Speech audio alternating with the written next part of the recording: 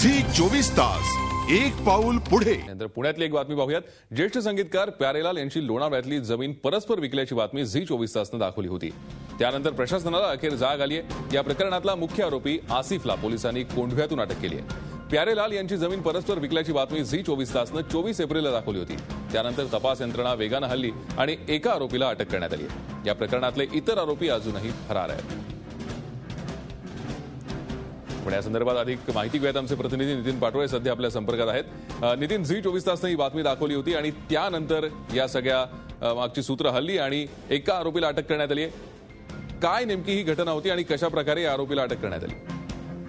भूषण प्यारेलाल यांची जमीन त्यांच्या खोट्या सह्या, त्यांच्या प्यारेलाल आणि त्यांच्या मुलाच्या खोट्या सह्या आणि खोट्या व्यक्ती उभ्या करून या आसिफ शेख नावाच्या माणसानं त्यांची जमीन बळकावली होती। हे प्रकरण झी 24 तासनं उघडकीस आणलं।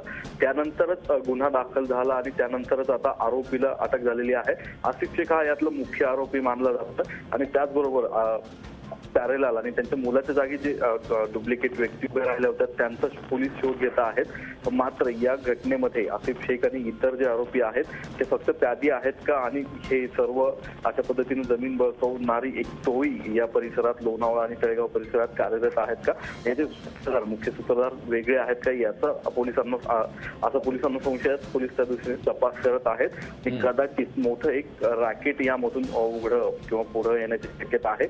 या आसिफ शेख वरती याआधी देखील पोलिसांकडून जी माहिती मिळाली त्यानुसार या आसिफ शेख वरती याआधी देखील 20 ते 22 प्रकरणांमध्ये कुळाच्या जमिनी असतील किंवा अशा प्रकारे जमिनी बळकावल्याचा आरोप होत आहेत। त्यामुळे थोडक्यात या आसिफला अटक करण्यात आली। आता यातनं ही एक टोळी आहे, आसिफ हा एक प्यादा आहे का हे पुढे येण्याची शक्यता आहे। नेमका काय तपास होतोय त्याच्यावरती आता या पुढचं सगळं प्यारेलाल यांच्या जमीन बळकावल्या प्रकरणी यापुढे नक्की काय निकाल पुढे येतो हे पाहणं महत्त्वाचं असेल। धन्यवाद या सविस्तर माहितीसाठी।